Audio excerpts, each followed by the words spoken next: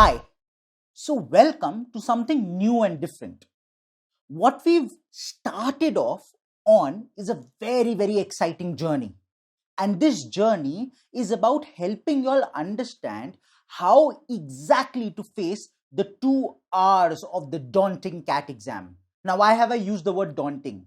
The word daunting is used because most of the students, yes, you out there, you feel that perhaps in those 2 hours you are unable to solve the questions which you might otherwise have been able to solve.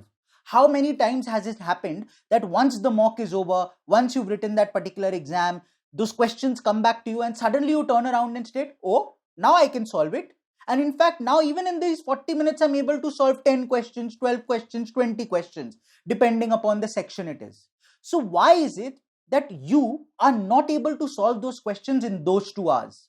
Now, to understand this problem, we've gone ahead and decided that perhaps the best way to see what the issue is actually putting ourselves into your shoes. So what I am going to do over the course of the next 2 hours is basically simulate this MMC or the AIMCAT or the All India Mock CAT that you all took. So what I'm going to do is I'm going to sit down and just like each of you, I'm going to attempt this paper without having seen it ever before. I've not seen any of the questions before. I've not seen the sets. I don't know where the passages have come from. I don't know the level of difficulty. I don't know what the other students have scored. So it's a complete black hole for me.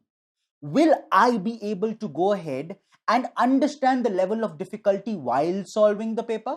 Will I be able to go ahead and understand which section I need to maximize in terms of scores and in terms of percentile to get that ever elusive 99.5, 99.8, 99.9 percentile? Will I end up getting stumped by a couple of questions or a couple of sets? 100% I will. But what will I do when I get stumped? Will I have the presence of mind to leave that question? Will I have the presence of mind and the lack of ego to turn around and state, it's okay, it's not my day. I'm not able to crack this. Normally I could, today I can't. Big deal. No issues. And will I be okay with actually taking a few punts, turning around and stating, okay, verbal section, I know accuracy is generally not more than 65-70%. Let's aim for quantum, which means higher number of attempts. So even if accuracy wavers a little, I'll still be happy. So I don't know what's going to happen. For all I know, everything is just flipped upside down. Verbal turns out to be very easy with great accuracy, and DILR and quant my accuracy suffers. I don't know what is going to happen.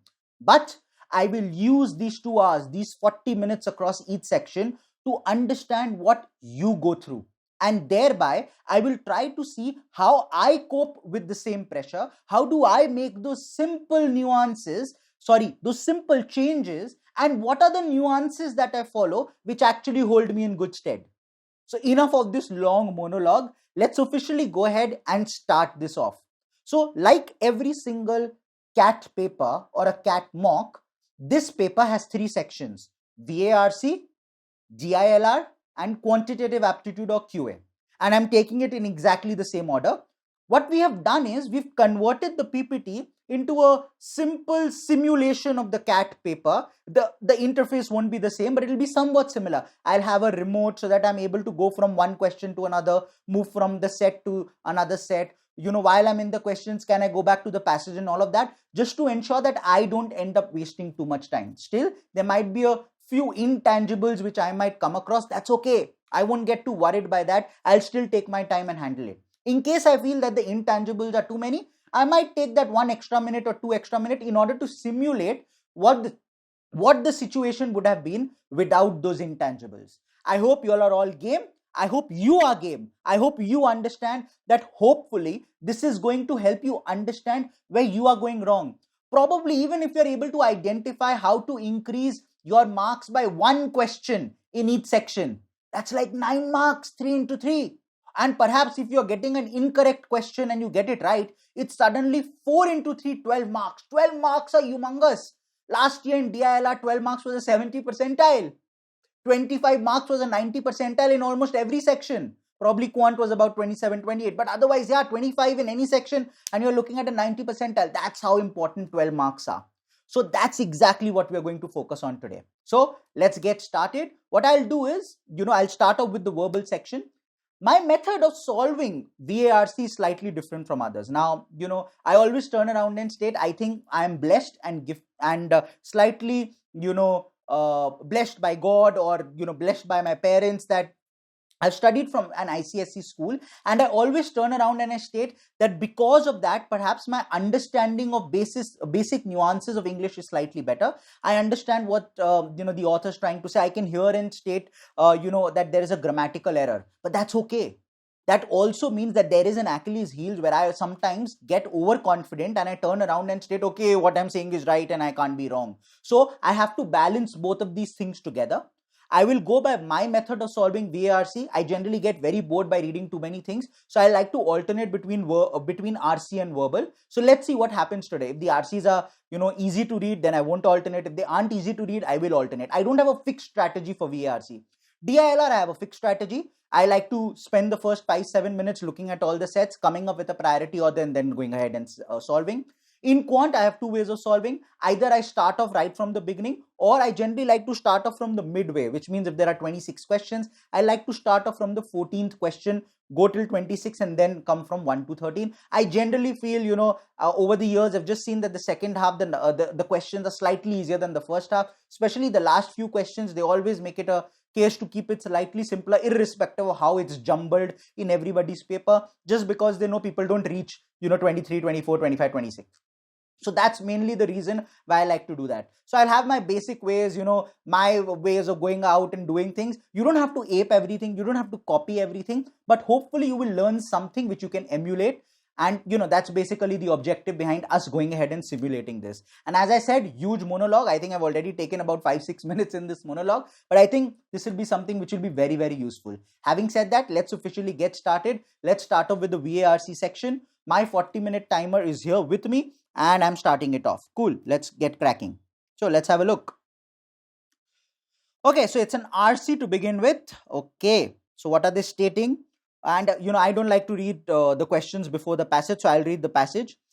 45,000 years ago, some of the first modern humans to call Europe home lived in and around Bulgaria's Bako cave. I don't know, it's Bacho, it's Bacho, it's Bako, doesn't matter, proper noun, I'll call it whatever I want to. So let's say Bacho cave. They created adornments like beads and pendants of cave bear teeth. They fashioned stone and bone tools and colored them with red ochre.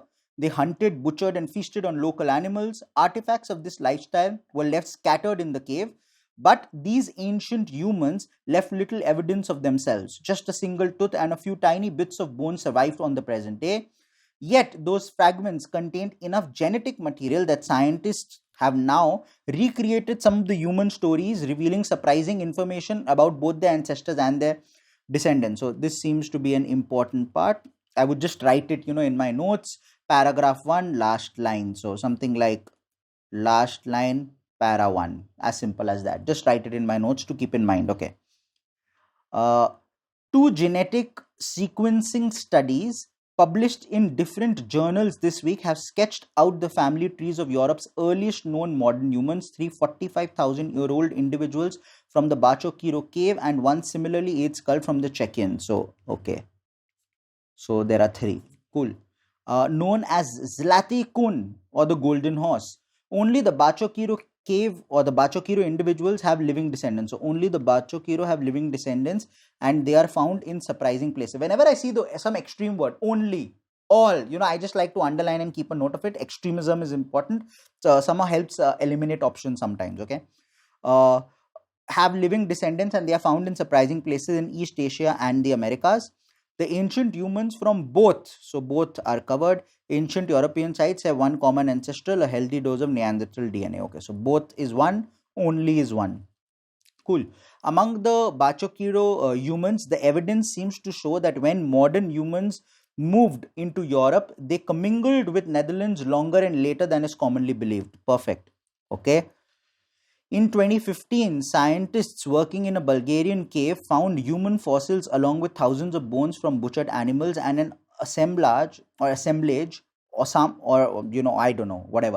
of Paleolithic artifacts a single molar stood out as unmistakably human, but the rest of the bones were broken bits that had to be identified as human by using protein mass spectrometry. Okay, this might be important.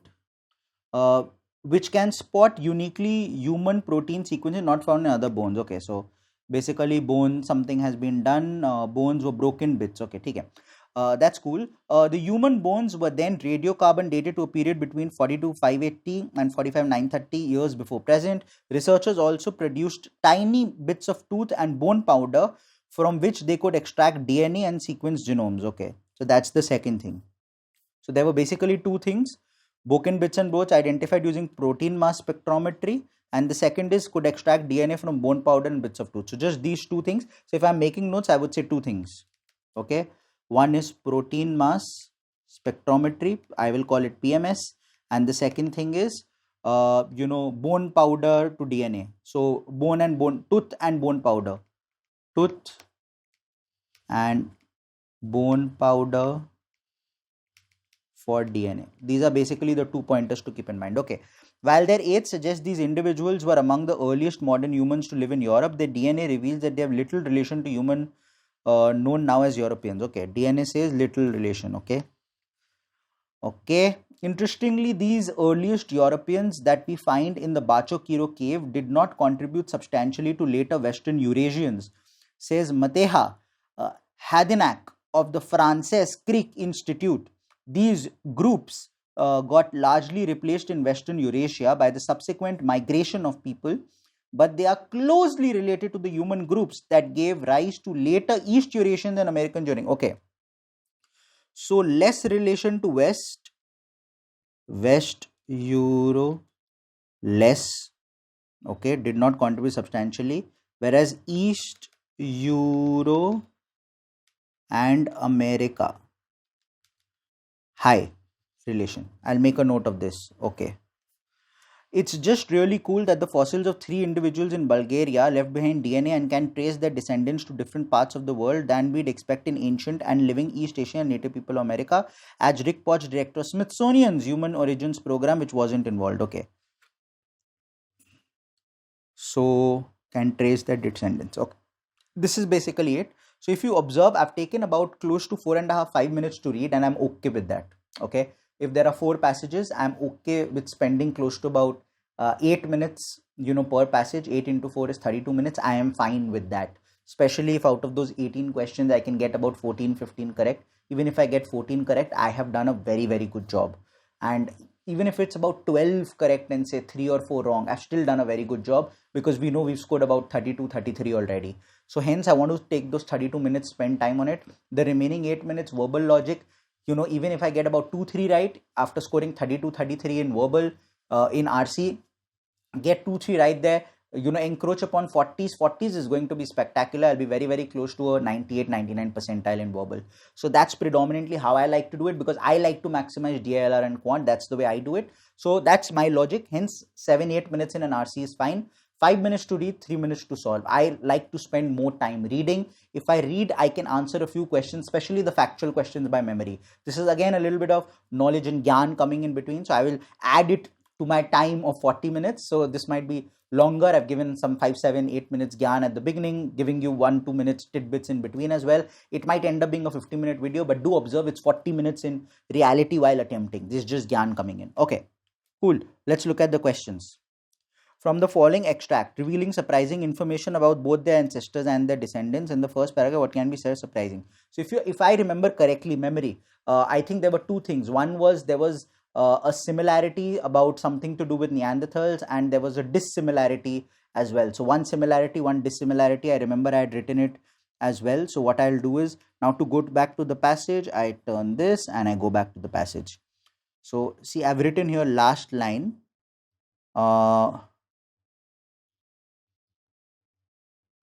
One sec, what was it? Revealing in the first para. Okay. They fascinated.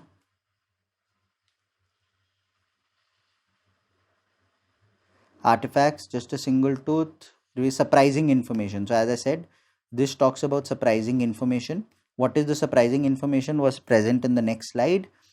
Yeah, so one was only the Bachokiro individual have living descendants and they are found in surprising places, whereas the common part is the Neanderthal part.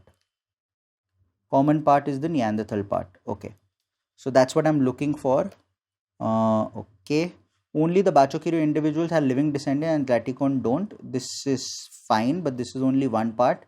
The Bachokiro individuals had descended in East Asia and Americas, and both the European sites have had Zlatikun had ancestors who were Neanderthals. This is true. This is exactly what I said. Two parts. So both are mentioned. Both Bachokiro individual and Zlatikun individual had common Neanderthals, although the two sites are far from each other. This is one part right, one part right. The individual both migrated to Europe and commingled. Again, not important. B. B is the answer. Gets both parts right. Let's look at the next question. The descent. Okay, from the fifth para it can be inferred. Now I need to go back to the fifth para. So fifth para. So let's go back to the passage. This is paragraph 1, paragraph 2, paragraph 3 and 4, and paragraph 5. Okay, interestingly, these earliest Europeans that we find in the Bachokiro cave did not contribute substantially to the later. Okay, so basically saying West Eurasians less contribution from Bachokiro, East Europeans or Eurasians and America high contribution. This is basically what it was. Okay, let's see. Okay, the descendants of the Bachokiro individuals were wiped out by the new migrants. No. The Western Eurasian people have the same DNA as the Bachokiro. At some point, the descendants of Bachokiro individuals must have migrated. Yep.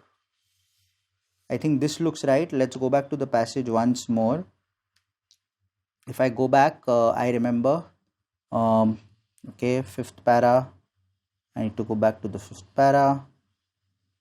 See, this is the place where probably we are not simulating it completely. You will have the scroller go up and down. I need to do this. Okay. Interestingly, this. Okay. Now look at this part. These groups got replaced by Western Eurasian by subsequent migration of people, but they are closely related to this. So there is a migration that is happening for sure that has been pointed out.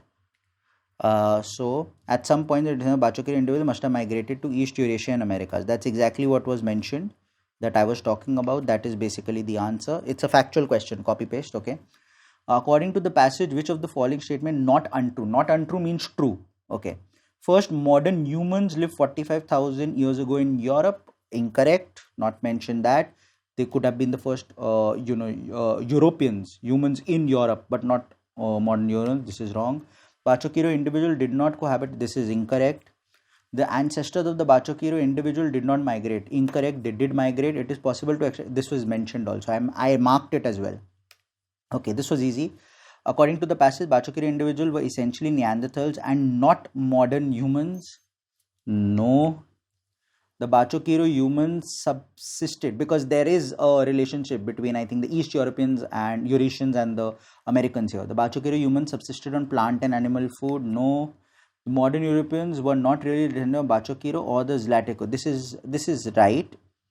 This is right. Just they were not, the others were. Bachokiro did not know. This is perfect. So this is easy RC. So all 4 done, and I've taken about 10 minutes. So that's perfect. That sounds good. Okay. The pandemic caused a fearsome economic slump, but now a weird exhilarating boom is in full swing. The oil price has soared while restaurants and haulage firms have to fight and flatter to recruit staff. As listed firms signal that profits will hit an all-time high this year, stock markets are on a tear. An index produced by JP Morgan Chase and IHS Markit suggests that the global growth is at its highest since the exuberant days of 2006. Any escape from COVID-19 is a cause for celebration, but today's booming economy is also a source of anxiety because 3 fault lines lie beneath the surface. Together, they will determine who prosper and whether the most unusual recovery in living memory can be sustained. So what is happening in the first 2 paragraphs I'm understanding? They are talking about how the world is overcoming COVID, how there is a positive economic recovery, but then they are giving us a caution. However, this economic recovery, there are 3 fault lines. So don't think it's a cause for celebration all of a sudden. There's a little bit of anxiety as well. We need to ensure that we're able to handle those 3 fault lines. Now they'll probably talk about the fault lines. Let's look at it. The first fault line, yeah. So there are going to probably be 2 or 3 paragraphs talking about the fault lines. Okay, perfect. First fault line divides the jabs from the not jabs. Oh, haves and the have-nots. It's like jabs and the not jabs. Now, what will that mean? Jab means those who've gotten the vaccine, not jabs those who haven't gotten the vaccine. That's what I understand. Let's see what they state. Only those countries getting vaccination into arms will be able to tame COVID-19. That is the condition for soaps, bars, and offices to reopen permanently, and customers and workers to have the confidence to leave their homes. But only 1 in 4 around the world has had the first dose. Only 1 in 8 is fully protected. Even in America, some under-vaccinated are vulnerable to the infectious Delta variant. So haves and the have-nots, jabs and the jab-nots. Point 2. The second fault line runs between supply and demand. So there's another one. So jabs and jab-nots, supply and demand. Shortage of microchips have disrupted the manufacture of electronics and cars just when consumers want to binge on them. The cost of shipping goods from China to ports on America's west coast has quadrupled from its pre-pandemic level. Okay. Even as these bottlenecks are unblocked, newly open economies will create fresh imbalance. In some countries, people seem keener to go for a drink than they do to work behind the bar, causing a structural labor shortage in the service sector. Okay. House prices have surged, suggesting rents will go on to rise soon as well. That should sustain inflation and deepen the sense that housing is unaffordable. Okay. So supply and demand issue is the second. What was the first? Vaccination, no vaccination. Jab, jab, not supply, demand. Third. The final is over the withdrawal of stimulus. Okay, governments are given stimulus. How will they withdraw? When will they withdraw? Okay. At some point, the state interventions that began last year must be reversed. Rich world central banks have bought assets worth over 10 trillion since the pandemic began and are nervously considering how to extricate themselves without causing a flap in capital markets by tightening too fast. China, whose economy did not shrink in 2020, offers a sign of what is to come. It has tightened credit policy this year, showing its growth. Okay. This is easy till now, understanding is fine. Let's move on. Meanwhile, emergency government aid schemes such as unemployment insurance top-ups and eviction moratoriums are beginning to expire. Okay, so the government aid scheme beginning to expire. So 3 points done. Then they're saying while these 3 issues are there is something else that is happening. Okay. Households are unlikely to get a fresh infusion of stimmies. Stimmies means stimulus in 2022. Deficits will contract rather than expand, dragging down growth. So far, economies have largely avoided a wave of damaging bankruptcies, but nobody knows how well firms will cope once emergency loans come due and workers can no longer be foreplowed at taxpayers' expense. Foreplowed at taxpayers' expense, what would that mean? That would mean basically you have no work, but I'm still bailing you out. I'm still giving you some sort of money to keep your family running, your household running, but that money is coming from the taxpayers who paid so much money to the government. So that can't continue forever.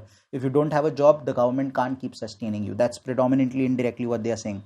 You might think that an event as extreme as a pandemic combined with the unprecedented government response to it would eventually trigger an equally extreme global economic reaction. Pessimists worry about a return to 1970s style inflation or a financial crash, or that capitalism's underlying energy will be drained by state households.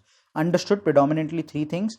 So there's some positivity post-COVID, but that positivity, there is also a sense of anxiousness and concern. There were 3 elements pointed out: jabs, jab-nots, supply, demand, and finally, eventually the government, the aid, I think, what was it?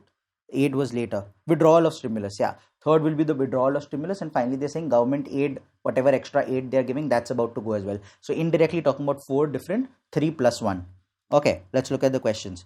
The main objective of the passage: highlight the global economy which is booming after the pandemic slump. No, this was just the beginning part. This is not it.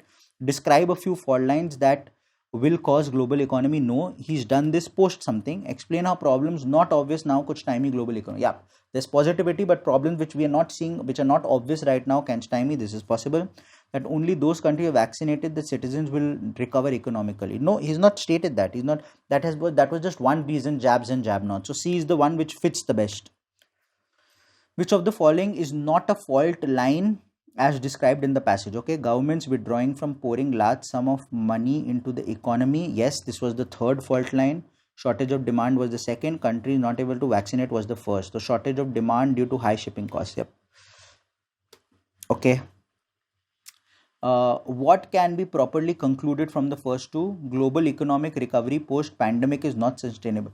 So in the first 2 was that there is global economic recovery, but there is a sense of anxiety that was predominantly being spoken about. Okay. Global economic recovery post-pandemic is not sustainable. Some countries will prosper post-pandemic, some will not.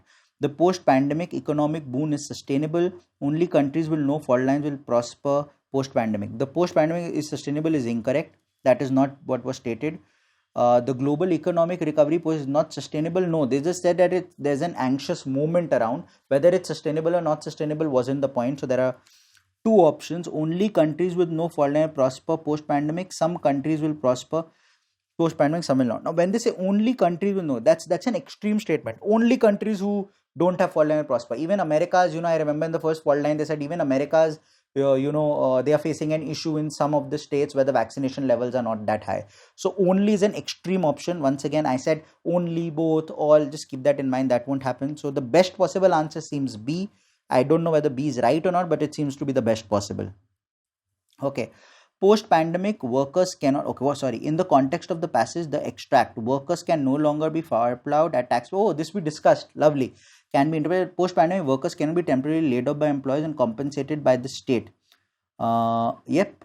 So state can't compensate. I spoke about this. During pandemic, state allowed employers to lay off non-essential employees. Once pandemic ends, workers will not be paid their salaries by the state if they are working for the private sector. Not necessarily about private sector or public sector. This for the private sector seems incorrect. During the pandemic, the state handed out money to employers to pay their worker salary. Never mentioned. State didn't give it to employers to give it to the workers. State gave it to workers themselves from the taxes that they had collated. So A once again seems to be the best option. Okay. Oh, 6 questions here. Lovely. According to the passage, used government stimulus in response to the pandemic may cause all of the following except, okay, a loss of energy and vitality among citizens due to government handouts, high inflation in the prices. Okay, what is, according to the passage, huge stimulus in response to the pandemic may cause all.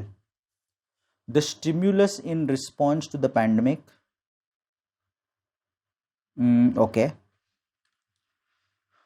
May cause all except, okay, a loss of energy and vitality among citizens due to government handouts, high inflation in the prices of goods and services, a surge in housing prices and rents making housing unaffordable, a crash in the stock market as the share price of listed companies begins to slide. Okay. According to the passage, huge government stimulus in response to the pandemic may cause all of the following except. Huge government stimulus in response to the pandemic may call.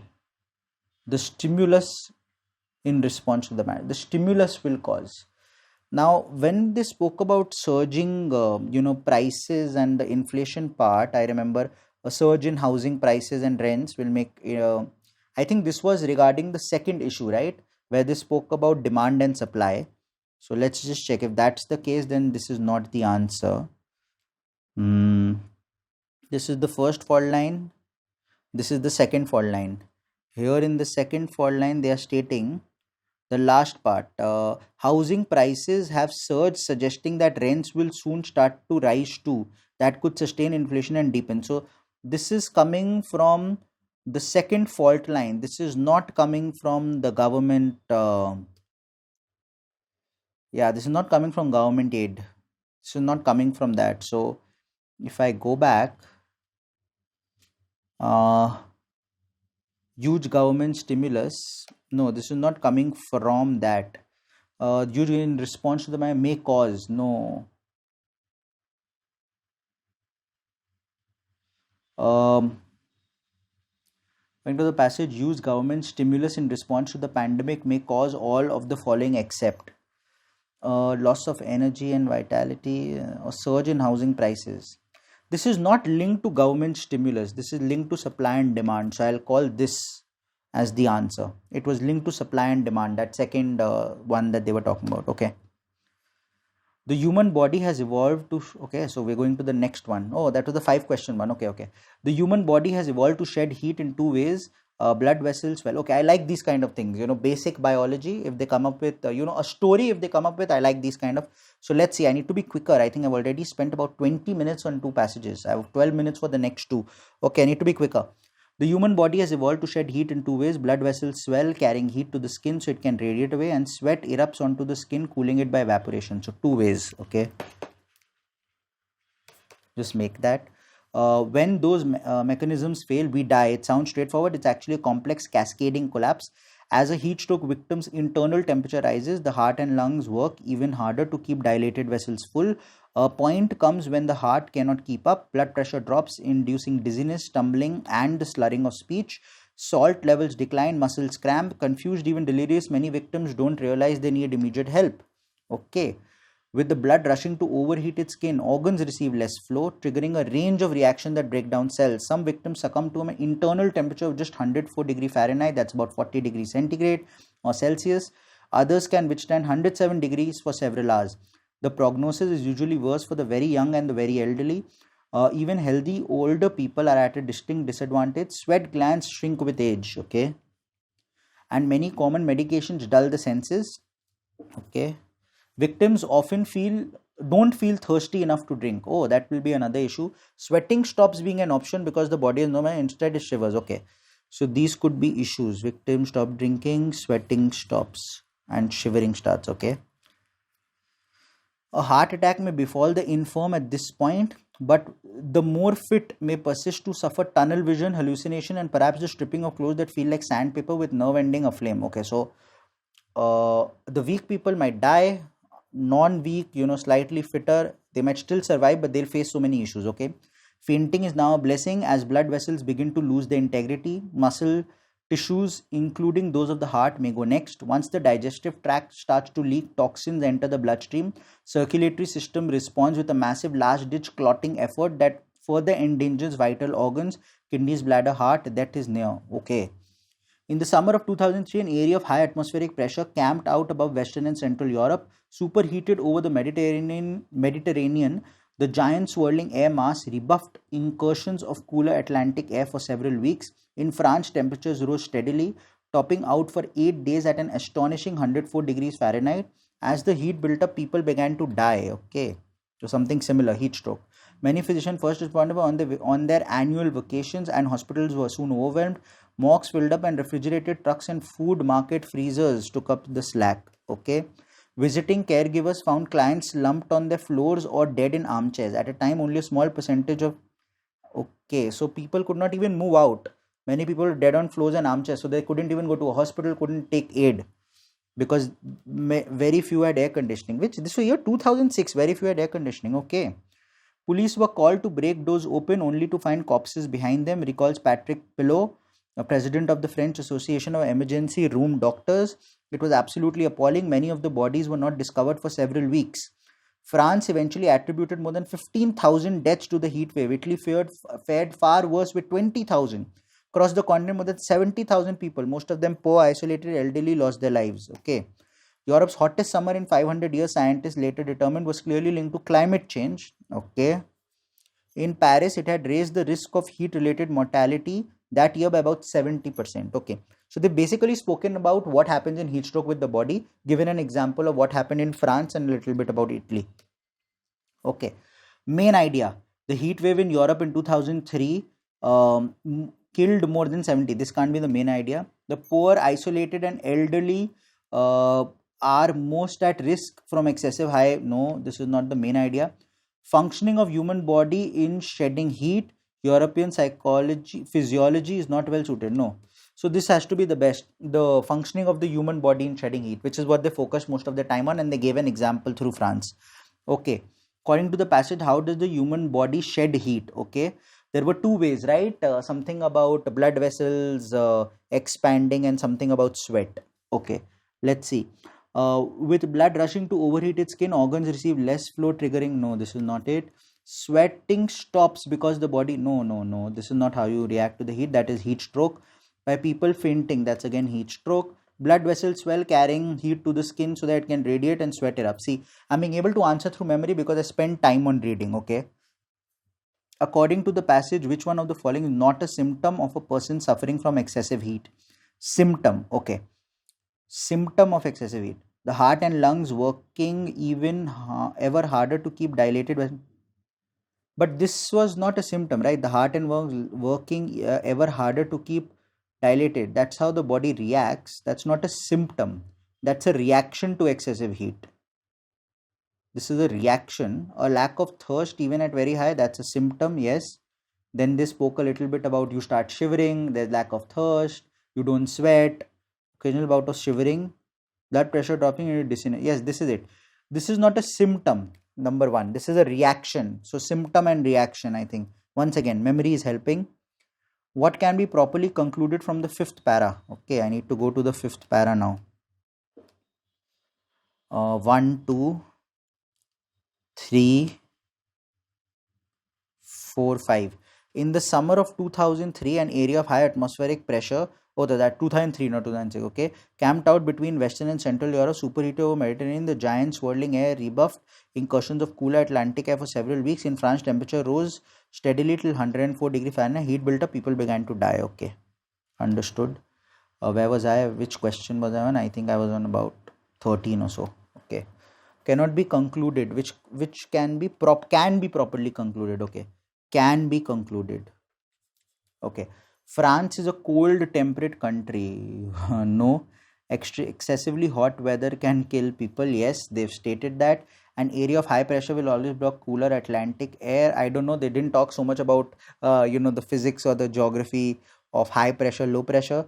France had record high temperatures in 2003. This is true, but this is not a conclusion, it's a fact. Excessively hot weather can kill people is a conclusion. This is fine. From the passage, what could have possibly prevented the huge number of deaths in France in the heat wave? So we spoke about the fact that, remember, I was stating that people died on their armchairs and in their homes. So probably if there had been more air conditioning, I was surprised that in 2000, I stated 6, it was actually 3. In 2003, they did not have so much air conditioning. So if that is there in the option, that according to me is the answer by memory. Most physicians first responders had not been away on annual vacation, that wouldn't have helped. People died in their homes.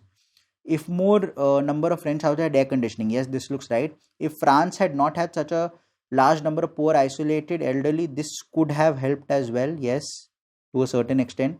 If most victims of the heat had sought immediate help, they couldn't, they died in their home. So it's between 2 and 3. Now between 2 and 3, as I stated, even if people were dying in their home, so irrespective of whether they were poor or not, wouldn't have helped. Had they not been poor, had they still had a house but no air conditioning, they wouldn't have been able to go to the hospital. Hence, I'll go with 2.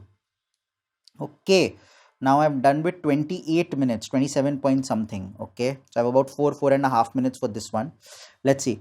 It was the final months of 1968, and throughout the year, the stability of the American democracy had been called into question again and again. When Reverend Martin Luther King Jr. was assassinated in Memphis in April, civil unrest erupted throughout the United States.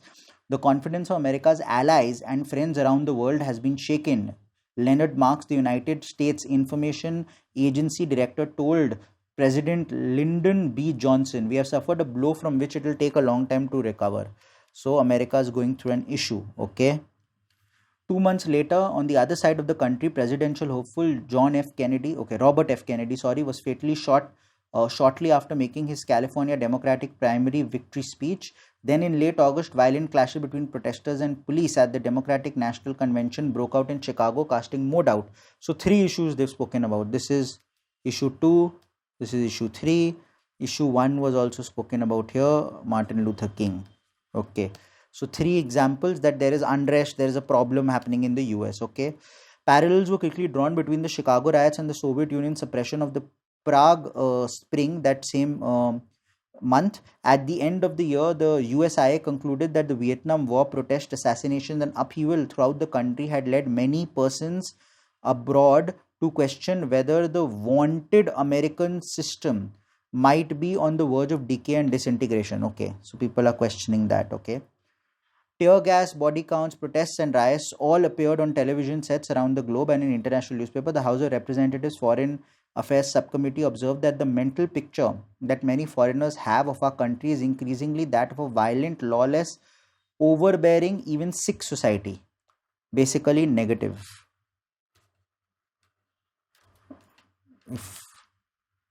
Okay. Then in late December, something different is happening. Okay. Apollo 8 offered an antidote. Okay, so something different. So expecting a positive antidote to negativity, so positivity. Okay, an image of nation striving for grand goals, inclusive and focused on peace and unity. The cruise broadcast from the moon would capture the attention of 1 billion people worldwide. Focused on peace and unity. Okay, the inclusive language during the broadcast, as well as the soon to be iconic photo, inclusive language. Okay, iconic photo. Amplified the USI and the State Department messaging that American space program was for all mankind. When the world felt divided between democracy and communism among generations, races, and gender, it would be Apollo 8 that would offer a moment of unity and sense. Okay, lovely. So Apollo 8 is helping us counter the negativity that was all around. Okay. From the start, Apollo 8 commander Frank Borman understood that his flight and his later promotion of the space program aboard as part of his service to the country was not a purely scientific pursuit. Not purely scientific. Okay, if you think I would have devoted that much of my life simply to exploration or science, I wouldn't have. I'm not built that way. That's not my thing. So only science I wouldn't have given my life to. Okay, the Cold War threatened the security of US, and his role as an astronaut was part of confronting that threat, lessening the Soviet influence on the geopolitical landscape. Okay, helping the country from a geopolitical perspective. Okay, shortly before his launch, as Borman engrossed himself in training, his phone rang. It was Julian Scheer, NASA's Deputy Administrator of Public Affairs. Look, Frank, Borman called Scheer explaining, we've determined that you'll be circling the moon on Christmas Eve, and we've scheduled one of the television broadcasts from Apollo 8 around that time. Scheer pointed out that more people would hear the crew's voices than had heard any voice in history. Okay. NASA estimated that 1 billion people around the world would be following that flight. He then added the simple but imposing instruction. So, we want you to say something appropriate. And it's a sentence. See, we want you to say something appropriate. Okay, so he's like, okay. What is the suitable title? American Democracy Verge of Disintegration. That was the beginning, but then Apollo came. 1 billion people focused on a flight. No. Civil unrest. No. How Apollo 8 delivered peace and hope. Correct.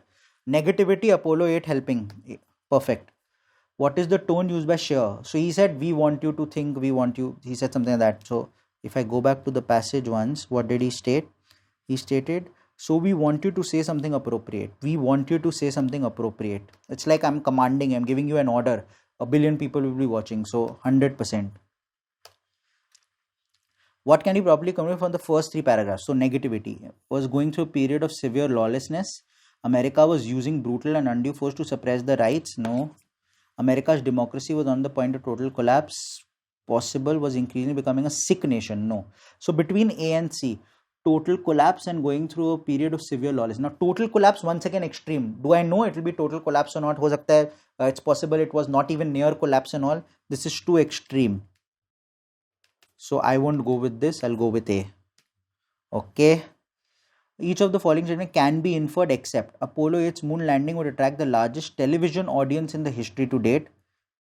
I don't remember television being mentioned anywhere. I'll go back to it. Prior to 1960, the American political and democracy were widely praised. Yes. The Apollo flight resulted in lessening Soviet influence. Yes, that's why he was doing it. Sure. Apollo flight took place in December. This is also the largest television audience. Didn't he say that the largest audience to hear you?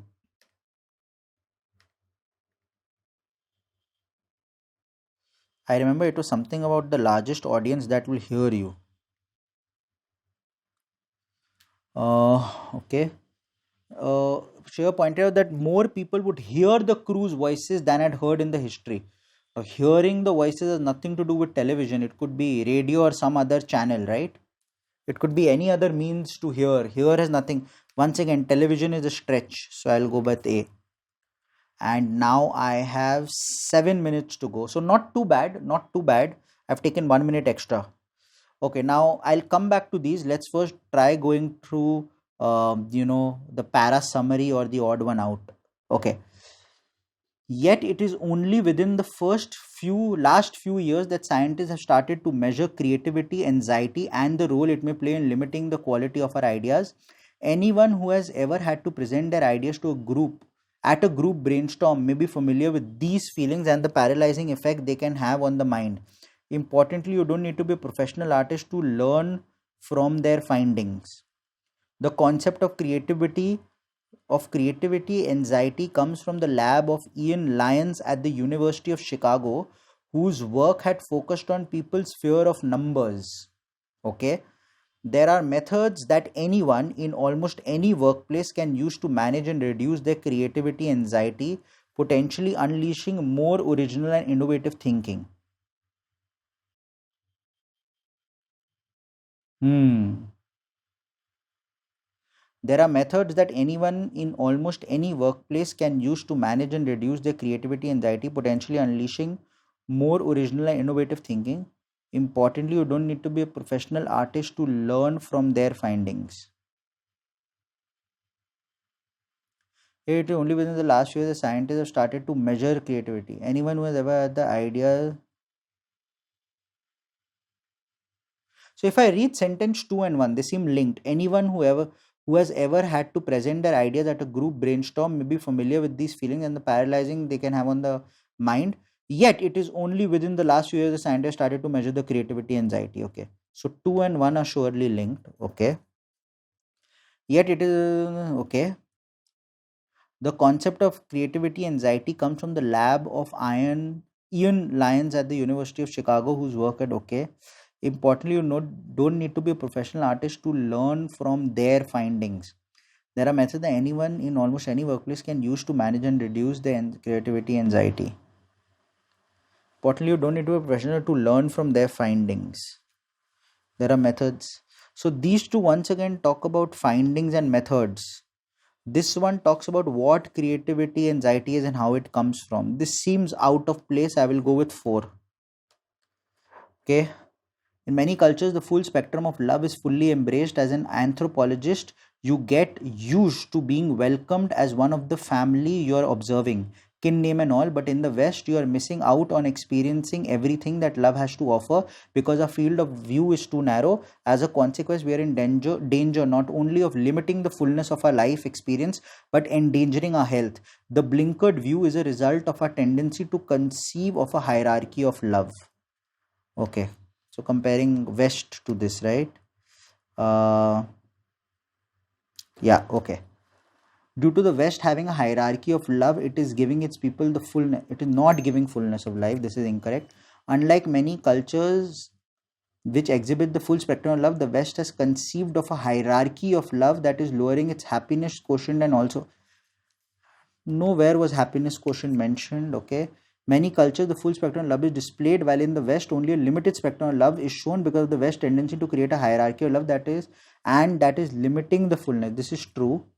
The West version of love, which is limited in scope, enduring its people's health. No. So C is directly, cool. Once again, para jumble. I'll come back to this. Even though there are 4 sentences, I'd like to come back. Okay. Peacekeeping negotiations are the result of what Roger McGinty, professor in defense development and diplomacy at Durham University, calls the technocratic turn in peacemaking. Okay. Are the result technocratic turn in peacemaking are peacekeeping negotiations. Okay. The professionalization of the personnel and the standardization of operating procedures and the adoption and honing of best practice. Okay.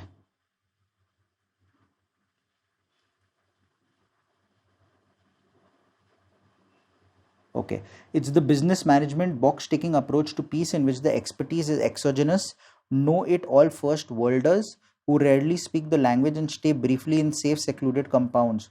Order how to fix things. Okay, got it. Perfect. Most peacekeeping negotiations are a failure due to Western obsession with best practices and the Western world's lack of interaction with local citizens. No, doesn't seem right. That's limited to first worlders. Can't say Western. Okay, first worlders doesn't seem right. Okay, first worlders with a know-it-all attitude, know-it-all first conduct peacekeeping with a technocratic bent of mind. No, they don't do this. Okay. Most first worlders conduct peace negotiation from secluded compound using business management practice. No, again not mentioned. Who rarely speak the local language, stay in secluded compound, conduct peacekeeping negotiation using business management models such as best practices in regions where they have little expertise.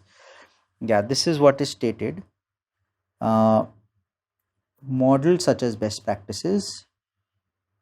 D seems likely. Okay, don't have too much time. A minute. Okay. Quickly run now. This is once again para jumble.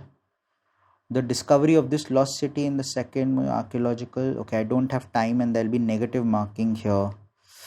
Okay, I'll need to be quick. Let's look at this one. odd one out, or by dismissing them, not by taking them seriously. Curious about aspects of the world that most adults take for granted, children demonstrate a seemingly instinctive capacity to ponder the most basic elements of life and society. The evidence increasingly points to the fact that children are capable of careful thinking about abstract issues. Yet, despite our awareness that children wander and ask questions, the deeper meaning of what they have to say is regularly dismissed by adults. We react to children's big questions or expressions of philosophical thoughts by remarking on how cute or amusing they are. Okay, I don't have a lot of time. I'll go to the parajumbles and I'll just try answering them. Random I'll have to put in now, sadly. One sec, did I go through a parajumble right now? No, this I've done. Okay, Greek and Latin. Okay, I don't have time. So general answer, I see one answer generally always is something like 4312. So I'll just put 4312 everywhere. 4312. Where is I? 4312. Should I just change it up a little somewhere? This one we are done. Okay, I have a few seconds. Let's show earlier. So the pluripotent stem cell have the ability to generate cell types for all tissues in the human body. In 2000, Japanese researchers showed that it was possible to cultivate artificial neural tissue outside the womb. But what if we could recreate the human brain outside the uterus? Okay, you can find pluripotent stem cell in human embryo or by reprogramming cells from a more developed organism which captures the genome.